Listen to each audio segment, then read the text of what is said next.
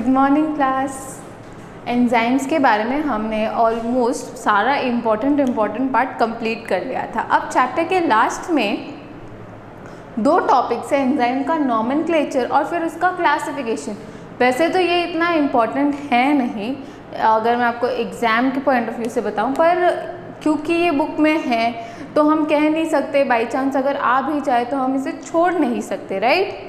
पर इसे हम वेरी इंपॉर्टेंट टॉपिक्स में काउंट नहीं करते, बस पढ़ने के लिए पढ़ रहे हैं क्योंकि बुक में है और ये आगे काम आएगा, बस इसीलिए, ठीक है।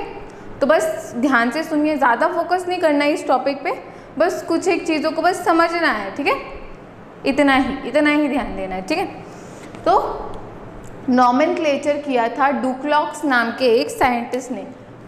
सॉरी ये तो स्पेलिंग मिस्टेक है, UX, डुक्लॉक्स। इन्होंने क्या बोला, इन्होंने ऐसा बोला कि एंजाइम के नाम के पीछे हमेशा एज प्रत्यय यानी सफिक्स एज लगना चाहिए। जैसे कि हम कोई भी एंजाइम लेते हैं, जैसे लाइपेज, यूरिएज, राइबोन्यूक्लिएज, ऑक्सीडोरिडक्टेज, एज लगता है ना पीछे, तो एंजाइम के नाम के पीछे की तरफ एज लगना चाहिए। डुक्लॉक्स ने इतनी सी बात बोली और इनका काम यही खत्म, ठीक है। फिर हम देखते हैं दो विधियाँ, दो मेथड्स जिनके द्वारा क्या होता है एंजाइम का नॉमेनक्लेचर किया जाता है। तो पहला क्या है, on the basis of substrate, यानी कौन सा क्रियाधार काम कर रहा है उसके आधार पर। जैसे कोई एंजाइम सुक्रोज शुगर पर काम कर रहा है तो उसका नाम हो जाएगा सुक्रेज। ये देखिए, सुक्रोज पर काम करने वाला एंजाइम हो जाएगा सुक्रेज, माल्टोज पर काम करने वाला हो जाएगा माल्टेज, लाइपेज लिपिड्स पर काम करने वाला हो जाएगा लाइपेज, ठीक है। इस तरह से जिस चीज़ पर वो काम कर रहा है, जैसे न्यूक्लिक एसिड पर काम करने वाला हो जाएगा न्यूक्लिएज, ठीक है। तो जिस चीज़ पर वो काम कर रहा है उसी को हम उसी चीज़ के पीछे या उसी नाम के पीछे हम एज लगा देंगे। जैसे सुक्रोज था तो सुक्रेज का सुक्रेज कर दिया, माल्टोज था तो माल्टोज का माल्टेज कर दिया, लिपिड था तो लाइपेज कर दिया, ठीक है। न्यूक्लिक एसिड था तो न्यूक्लिएज कर दिया। इस तरह से पीछे बस एज लग जाएगा। पहली तो ये। दूसरा मेथड क्या है कि किस केमिकल रिएक्शन पे वो काम कर रहा है, on the basis of chemical reaction, यानी किस रासायनिक अभिक्रिया पर वो एंजाइम काम कर रहा है। जैसे अगर एग्जाम्पल के लिए मैं बताऊं, जो सिंपल हमने पढ़ाया, और रिएक्शन कितने टाइप की होती है, एक तो सबसे इंपॉर्टेंट रिडॉक्स रिएक्शन, राइट, जिसके अंदर रिडक्शन भी होता है और ऑक्सीडेशन भी होता है। तो दो रिएक्शन तो ये हो गई, एक तो रिडक्शन और दूसरा ऑक्सीडेशन, ठीक है। और अगर मैं आपको रिएक्शन के नाम बताऊं या एग्जाम्पल बताऊं, तो एक वो ऐसी रिएक्शन जिसमें कार्बन का जुड़ना होगा, एक ऐसी रिएक्शन जिसमें फॉस्फेट का निकलना होगा, एक ऐसी रिएक्शन जिसमें फॉस्फेट ग्रुप का जुड़ना होगा। तो अगर इनको मैं नाम दूं या इन पर काम करने वालों पर मैं नाम दूं, तो वो ऐसे एंजाइम जो रिडक्शन करवाएंगे वो क्या कहलाएंगे, रिडक्टेज। जो ऑक्सीडेशन करवाएंगे वो कहलाएंगे ऑक्सीडेज। जो कार्बन को जोड़ेंगे वो बोलेंगे कार्बोक्सिलेज। कार्बोक्सिलेशन जो करवाते हैं कार्बोक्सिलेज। इस तरह से जिस टाइप की रिएक्शन पे वो काम कर रहे हैं, हाइड्रोलेज, ऑक्सीडेज, कार्बोक्सिलेज, डिहाइड्रोजिनेज, ये सारे रिएक्शन के टाइप है। और इसी जिस प्रकार की रिएक्शन पे वो काम कर रहे हैं उस टाइप से उनका नाम हो जाएगा, ठीक है। ये वाली जो है ना सेकेंड वाली, वो ज़्यादा मान्य है और अभी प्रचलन में भी यही है, हम यही मेथड यूज़ करते हैं, राइट, एंजाइम नॉमेनक्लेचर का। फिर क्या कहा गया, फिर एक मानक पद्धति आई, राइट, एक एकदम स्पेसिफिक, कि नहीं ऐसे हम नहीं कर सकते, हमें एकदम स्पेसिफिक यानी विशेष होके चलना पड़ेगा, क्योंकि एंजाइम्स भी खुद में विशेष होते हैं, राइट। तो उस पद्धति ने क्या बोला, उसमें उन्होंने क्या बोला कि जैसे मैंने आपको एक एग्जांपल दिया था डेक्सोरोटेटरी और लिवोरोटेटरी का, राइट, आपको याद होगा पिछली से पिछली क्लास में दिया था मैंने ये एग्जांपल। तो हमें पता है, ठीक है, कि कार्बनिक मॉलिक्यूल ऐसे मूव कर सकते हैं, जैसे कि कोई एल ग्लूटामिक एसिड हुआ, ठीक है, हमें पता है ये लिवोरोटेटरी और ग्लूटामिक एसिड है। तो ये डिहाइड्रोजिनेशन रिएक्शन में भाग ले रहा है और इस पर डिहाइड्रोजिनेज एंजाइम को काम करना है, लेकिन इसमें ऊपर वाली में क्या बोला, क्रियाधर का भी नाम आएगा। तो क्रियाधर जो भाग ले रहा है वो कौन है, ग्लूटामिक एसिड, वो भी एल ग्लूटामिक एसिड। तो एंजाइम का नाम क्या हो गया, एल ग्लूटामेट डिहाइड्रोजिनेस। तो दोनों बातें मिक्स हो गई ना, क्रियाधार का भी नाम ले लिया और जिस तरह की रिएक्शन वो करवा रहा है वो नाम भी ले लिया।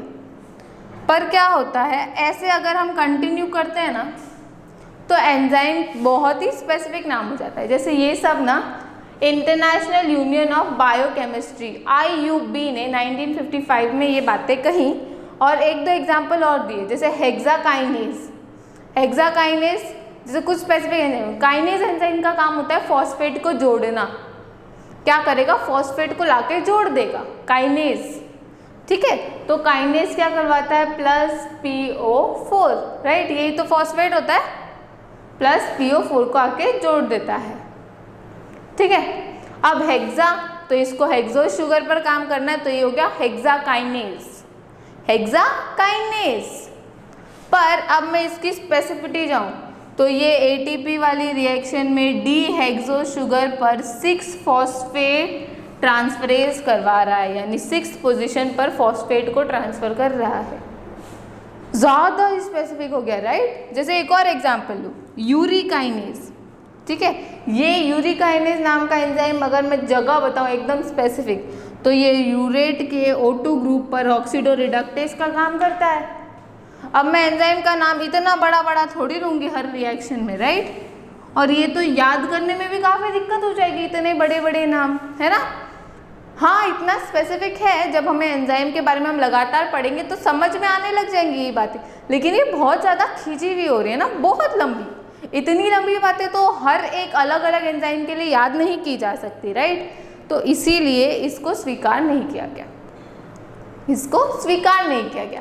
इसके जगह पे फिर IUB ने क्या किया, एंजाइम का क्लासिफिकेशन कर दिया। उसने क्या किया, 6 ग्रुप में बांट दिया एंजाइम को और बोला कि इन्हीं ग्रुप में बाकी सारे एंजाइम भी आ जाएंगे। तो उन्होंने बांटा कैसे, उन्होंने बांटा ऐसे, जैसे कि ये सारे आपको नाम दिख रहे हैं ना, टाइप्स ऑफ रिएक्शन, उन रिएक्शन के आधारों पे बांटा। तो अब हम देखते हैं क्लासिफिकेशन। नॉमेनक्लेचर इतना ही था, जो सेकेंड वाला है on the basis of chemical reaction, ये हम प्रेजेंट डे में यूज़ करते हैं और ये इम्पॉर्टेंट है। ठीक है, और ये भी नाम यूज़ किए जाते हैं तो इन्हें भी भूलना नहीं है। ओके, ये जब हम रिएक्शन पढ़ेंगे ना तब आपको याद हो जाएगा। जैसे आपको याद होगा कि 10th में आपने पढ़ा था डाइजेशन वाला चैप्टर, राइट। 10th में डाइजेशन वाला चैप्टर पढ़ा था, जिसमें हमने भोज्य पदार्थों का पाचन पढ़ा था, डाइजेशन पढ़ा था, जिसमें हमने पढ़ा था कि सुक्रोज शुगर को सुक्रेज एंजाइम पचाता है, माल्टोज शुगर को माल्टेज एंजाइम पचाता है, लिपिड्स को लाइपेज पचाता है, राइट। ये सारे एग्जाम्पल्स हमने सुने हुए हैं, तो ऐसे ये याद रह जाएंगे। ओके, ठीक है। अब देखते हैं क्लासिफिकेशन कैसे होता है। ये तो था नॉमेनक्लेचर, एक साइंटिस्ट है कौन, डुक्लॉक्स। ठीक है, इतनी बातें हैं।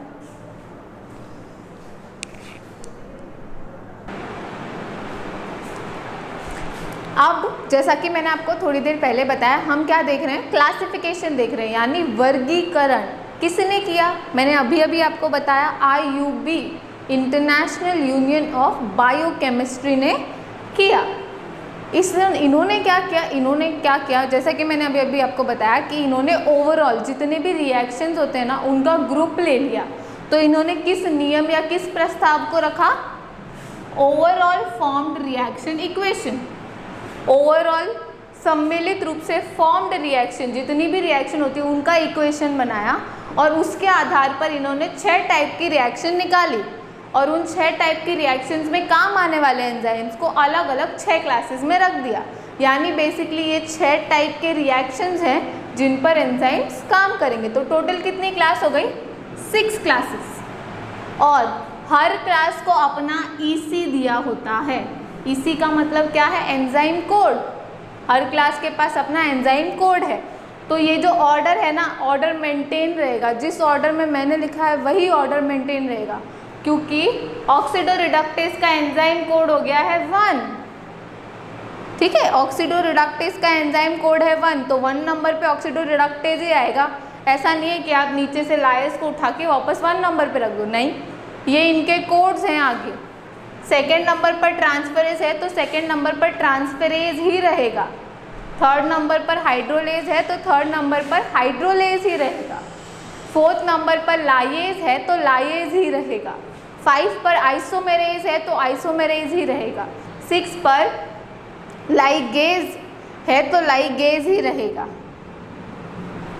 ठीक है, तो अब मैंने आपको इनके नाम तो बता दिए पर इनका मतलब नहीं समझ आया होगा ना काफ़ी सारे लोगों को, तो ये इनका मतलब समझते हैं, यानी इनमें कौन सी टाइप की रिएक्शन हो रही है।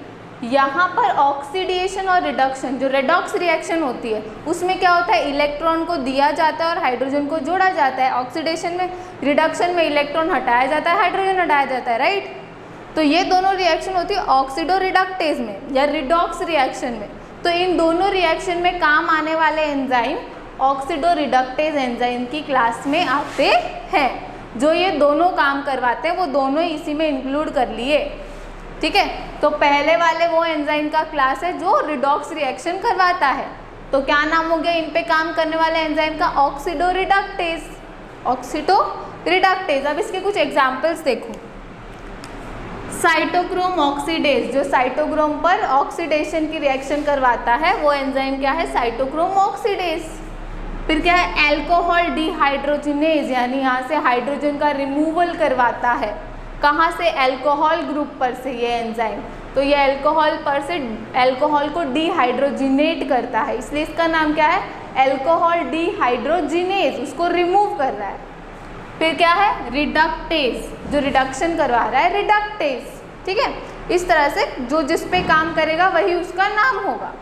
सेकंड क्या है, ट्रांसफेरेज। अब ट्रांसफरेज नाम से समझ आ रहा है, ये एक ग्रुप को यहाँ से उठा के उधर जाके चिपका देगा, ट्रांसफ़र कर देगा यहाँ से वहाँ।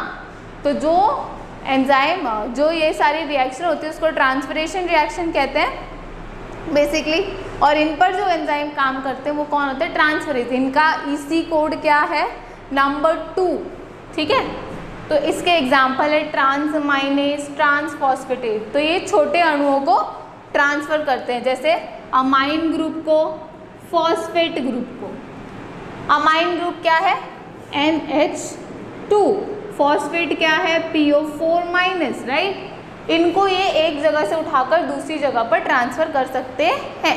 तो कौन सा एंजाइम करता है, ट्रांसअमाइनेज, ट्रांसफॉस्फेटेज। फिर आता है हाइड्रोलेज।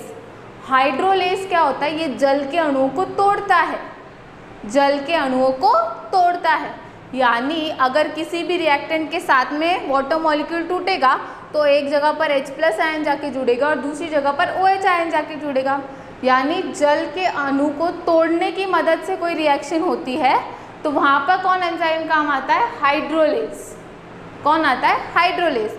हाइड्रोलेज में भी अगर छोटे छोटे अणु काम में आते हैं तो ये ऊपर वाली लाइन वाले सारे एंजाइम्स काम आते हैं। और अगर बड़े साइज के अणु हाइड्रोलेज रिएक्शन के थ्रू बन रहे हैं तो उनके लिए ये एंजाइम काम आता है। ठीक है, तो एंजाइम के नाम देखें, एस्ट्रेज, कार्बोहाइड्रेज, एमाइलेज, न्यूक्लियस। अब हो रहे तो ये सारे रिएक्शन अपने नाम के अकॉर्डिंग है। एस्टर ग्रुप पर रिएक्शन करेगा एस्ट्रेज, लेकिन साथ में हाइड्रोलेज एक्टिविटी होगी, यानी वाटर मॉलिक्यूल टूटेगा। कार्बोहाइड्रेट ग्रुप पर काम करेगा कार्बोहाइड्रेज, लेकिन साथ में H2O का एक मॉलिक्यूल टूटेगा। एमाइलेज, एमाइलोज नाम की एक शुगर होती है उस पर जो एंजाइम काम करता है, तो एमाइलेज एमाइलोज पर काम करेगा। पर काम क्या करेगा, साथ में H2O टूटेगा तभी ये काम करेगा। एमाइलेज, न्यूक्लियस, न्यूक्लिक एसिड पर काम करेगा पर वाटर का टूटना ज़रूरी होगा साथ में।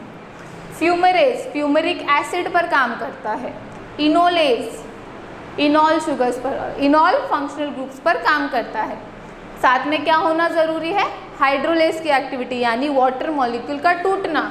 अगर मैं रिएक्शन दिखाऊं तो H2O टूटेगा H+ और OH- आयंस में, ये एक्टिविटी होगी तभी हाइड्रोजिनेज एंजाइम काम करेगा। ठीक है, हाइड्रोलेज एंजाइम काम करेगा, सॉरी। अब है लाइएज। लाइएज एंजाइम क्या करता है, ये एंजाइम बेसिकली नॉर्मली ज़्यादातर शुगर्स पर काम करता है और ये क्या करता है, बड़े मॉलिक्यूल्स के साथ में जाकर अटैच होने का काम करता है।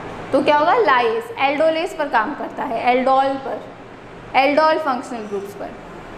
फिर आता है आइसोमेरेज। आइसोमर्स क्या होते हैं, जैसे आपने केमिस्ट्री में पढ़ा होगा कोई अणु की 3D स्ट्रक्चर होती है। जैसे मैं अगर सिंपल आपको एग्जांपल, एक किरेल कार्बन का एग्जांपल लेते हैं।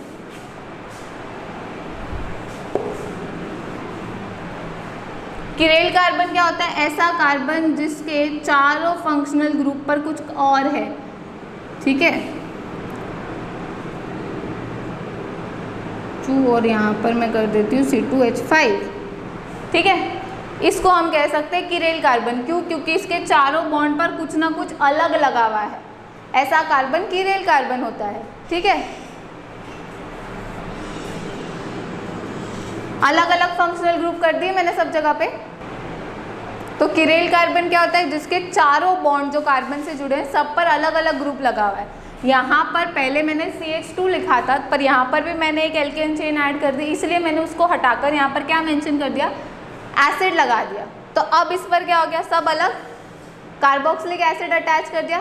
तो इस कार्बन से यहाँ पर एक एल्केन चेन आ गई, ये OH एल्कोहल ग्रुप आ गया, ये CHO एल्डिहाइड ग्रुप आ गया, ये COOH कार्बोक्सिलिक एसिड आ गया। चारों चीज़ें अलग अलग लग गई, यानी अब ये कार्बन कैसा है?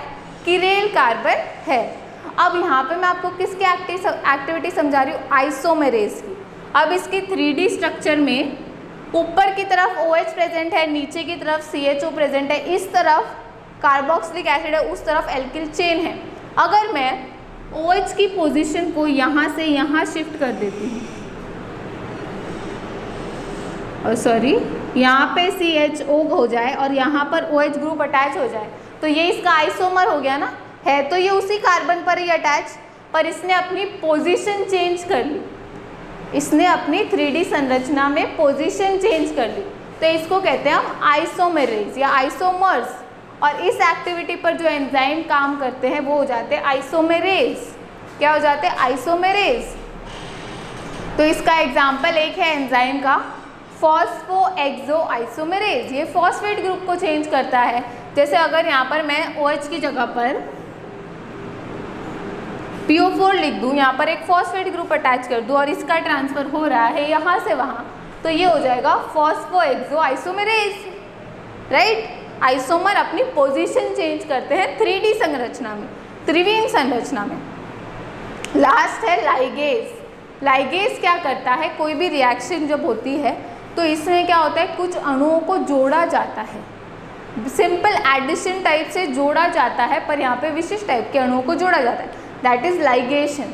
तो इसमें जो एंजाइम काम आएगा वो लाइगेज। जैसे पायरुवेट कार्बोक्सिलेज पायरुवेट को अटैच करता है, साइट्रेट सिंथेटेज में साइट्रेट का सिंथेसिस हो रहा है, साइट्रेट बन रहा है, राइट। तो इस तरह से ये एक्टिविटी होती है। तो 6 क्लासेस है, आपको इनके एग्जाम्पल ज़्यादा याद नहीं रहते तो कोई दिक्कत नहीं है, पर आपको ये 6 नाम ऑर्डर में याद होने चाहिए बस।